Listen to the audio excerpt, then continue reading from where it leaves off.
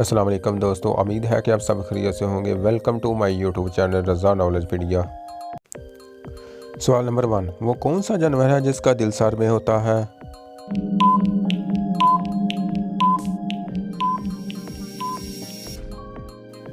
इसका सही जवाब है झींगा। सवाल नंबर 2, ऐसी कौन सी चीज़ है जो बांधने के बाद भी चलती रहती है?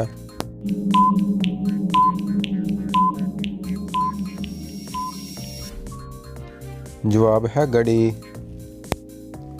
सवाल नंबर 3, वो क्या चीज़ है जिसे जितना इस्तेमाल करो उतना बढ़ती है?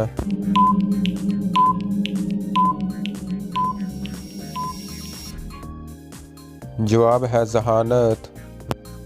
सवाल नंबर 4, मेरी पहेली बूझोगे तुम, 1 इंच की चिड़िया 2 गज की दुम।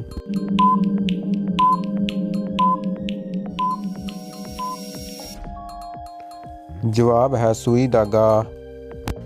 सवाल नंबर 5, वो क्या है जो शोर करने से चली जाती है और नज़र भी नहीं आती?